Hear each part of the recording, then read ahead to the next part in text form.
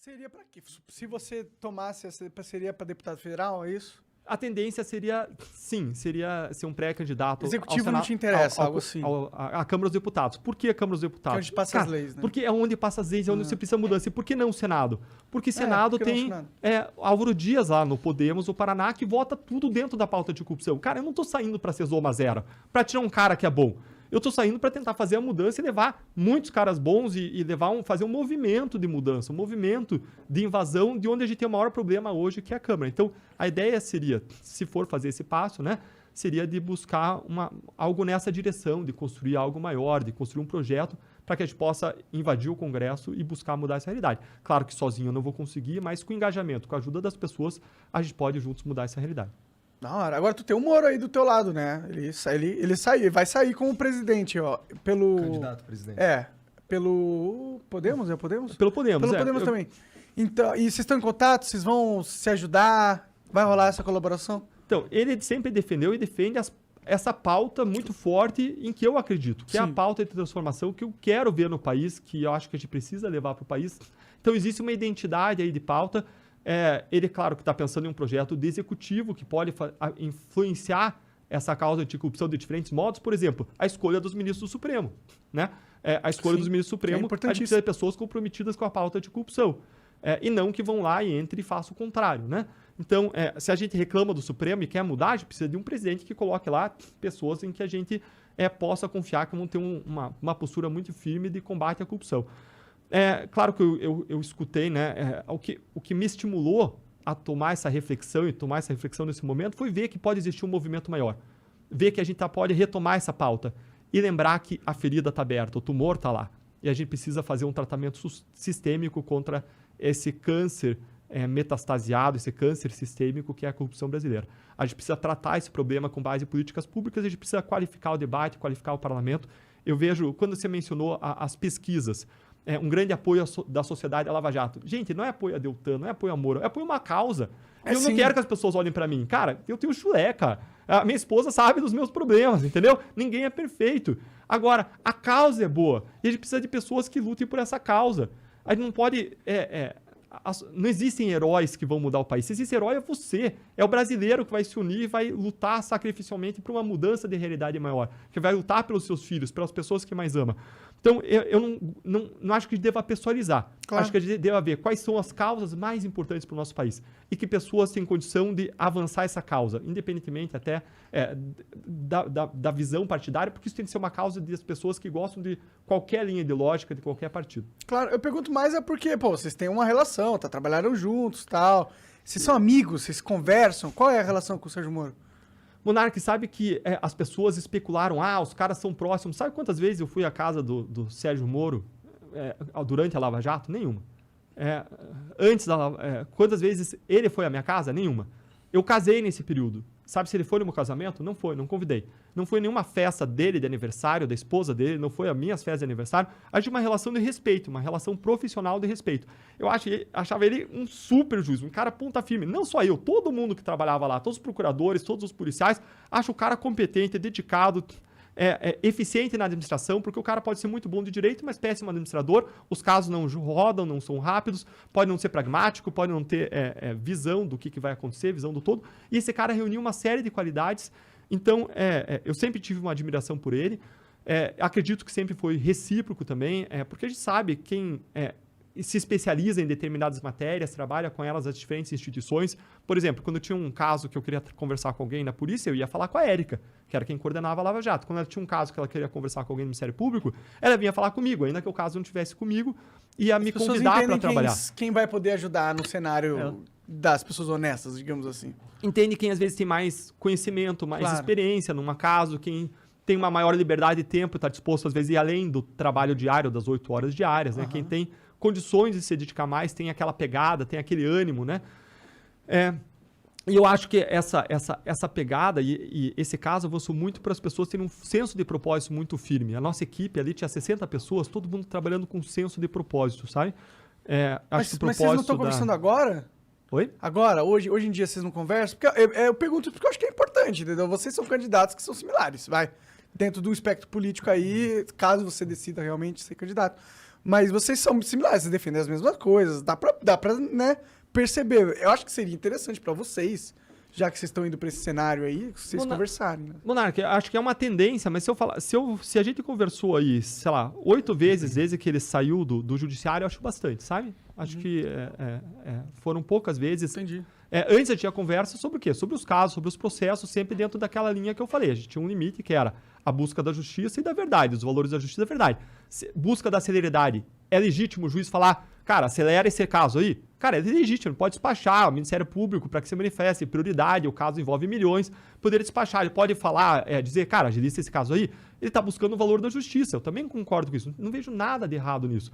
Advogados vão diariamente aos tribunais pedir coisas, defender os seus casos, pedir celeridade nos seus casos, não tem nada de errado nisso. Eu já vi juiz falar pro advogado, falar, olha, o seu caso, o seu cliente, se você quer que ele seja liberado, junta esse documento nos autos, prova que ele tem ocupação lícita. Não vejo nada de errado nisso. Vi na minha frente, nada de errado. O juiz dizia, olha, o seu caso é esse. Se a gente quer a verdade, se a gente quer um valor da justiça, não vejo nada de errado. O juiz não estava sendo tendencioso. Eu quero liberar por interesses pessoais. Não, eu quero liberar porque, se for verdade isso que o advogado está dizendo, esse cara merece ser liberado. Então, o juiz ele pode tomar uma atitude mais proativa, na minha perspectiva, de busca da verdade. E várias pessoas concordam com isso. Vários juízes, várias pessoas que foram juízes se manifestaram na época dizendo, não estou vendo nada de errado nessas divulgações. Você teve aí o ministro Marco Aurélio, um ministro libertário, um ministro garantista do Supremo, dizendo, não vejo nada de errado. Então, você tem garantista que é garantista e você tem aí garantista também que é hipergarantista ou que tem roupa de garantismo, mas que é garantir a perpetuação dos esquemas, como sempre aconteceram. Se você do sistema de poder, né? Se você fosse... Não sei se você tem essa estatística, provavelmente não, mas se você fosse dizer de coração, de sentimento, qual a porcentagem do colegiado jurídico, das pessoas que entendem sobre esse assunto, qual a porcentagem de que achou que o que aconteceu com o Moro foi foda-se, faz parte, é do jogo, e qual parte falou, realmente isso aqui tem um problema, acaba com a investigação? Essa linha, qual porcentagem? Dá pra fazer isso? Monarca, eu ia ser leviano se eu fizesse uma conta, porque eu não tenho esses dados. Né? A gente teria que fazer uma estatística, uma Mas e o consulta de opinião pública. Eu vejo uma grande aprovação. Eu vejo os juízes lá de Curitiba, os outros todos super apoiando. Assim, todos os juízes com quem eu tinha contato, cara, vi várias pessoas assim, super apoiando em todos os momentos, antes, no meio, depois disso. E advogados? Advogados, eu vejo vários advogados. Não os do PT, essa claro. semana, claro. Essa semana teve um advogado que veio lá, a gente estava num restaurante conversando com alguém, o advogado veio, olha, eu quero testemunhar para uma outra pessoa com quem eu estava conversando, cara, Deltan, todos os casos que eu atuei foi sempre extremamente correto, toda a equipe foi extremamente correta, a gente podia divergir juridicamente, mas sempre atuaram de modo correto. Então a gente tem um respeito de boa parte das pessoas, tem um respeito de grande parte das pessoas, de grande parte das pessoas que entenderam. Vários juristas se manifestaram, se não me engano, Diana Calmon, um advogado processualista muito famoso lá, o Guilherme Marinoni, em Curitiba. Várias pessoas se manifestaram na imprensa, ex-ministro do Supremo, defendendo e falando, olha, acontece isso, advogados vão conversar com juízes. Qual é a linha? Você não pode falsear coisa, você tem que buscar os valores da justiça e buscar a verdade. Agora, isso é unânime? Não.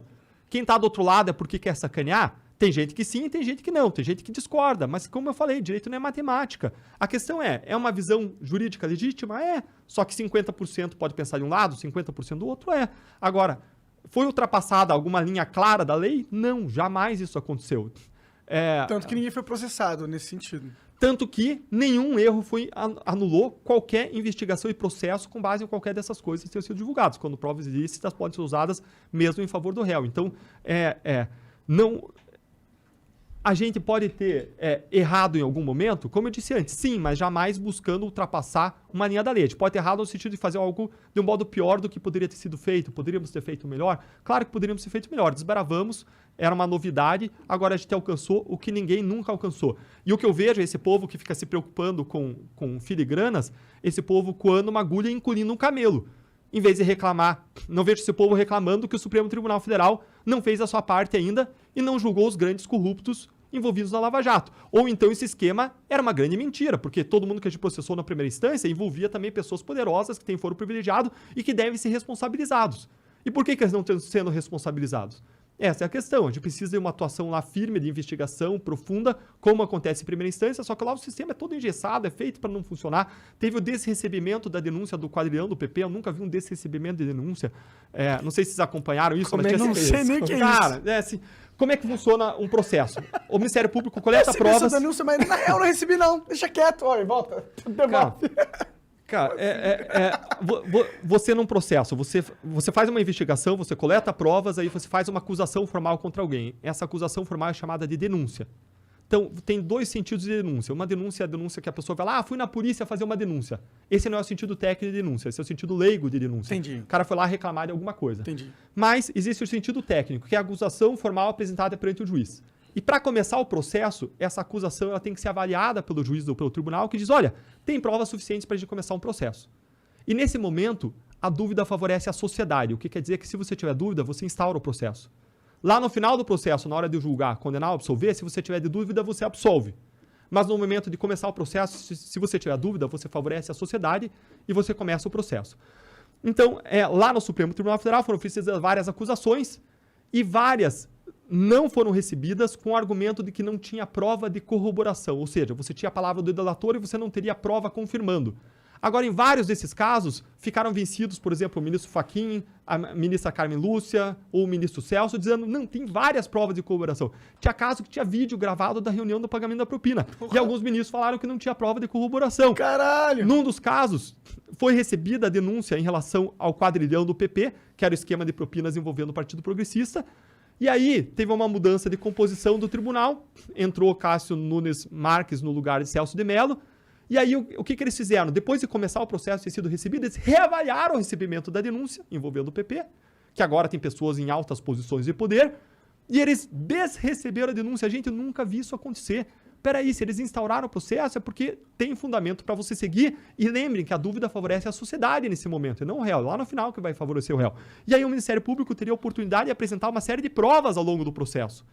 E isso seria bom, seria saudável, porque você tem uma oportunidade probatória. Mas aí eles desreceberam, salvo engano, numa votação de 2-2 ali, deu um empate, ou 3-2, mas ficaram vencidos aí os ministros Edson Fachin, a ministra Carmen Lúcia, e desreceberam a denúncia. Lá no Supremo é muito difícil por várias razões. Primeiro, tem aquelas decisões que eu mencionei que mudam as regras do jogo e aplicam para o passado, derrubam os casos.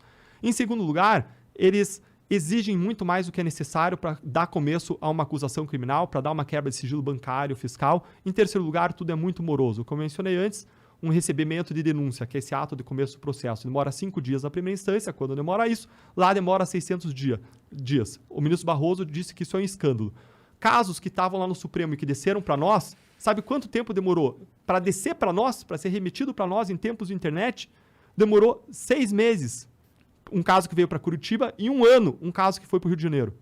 Gente, para remeter um caso, bota no correio e em 2 dias está lá. 6 meses a 1 ano, favorecendo prescrição, morosidade. Gente, é um absurdo, isso é um escândalo. Um jornalista que fez uma matéria sobre isso falou, dava para ir dezenas de vezes no lombo de um burro para Curitiba esse caso nesse período de tempo. É absurdo isso. É absurdo. É foda conversar com... É foda. É foda porque ele explica de um jeito interessante de como o Estado tá fudido. Aí você fala assim, aí você começa a lembrar. Porque a gente sabe, todo mundo meio que sente o que tá acontecendo. Mas quando vem e explica detalhe por detalhe o como que acontece, você vai pensar, realmente, né? Tamo fudidaço.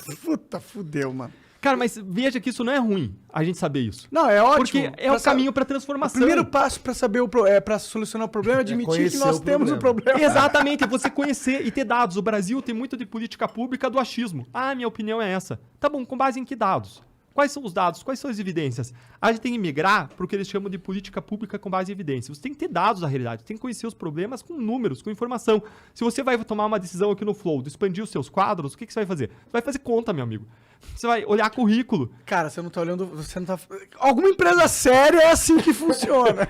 Não, aqui funciona assim também. Mais ou menos, cara. Você não olha pra... Que cálculo que você fez para criar o Flow Sport Club?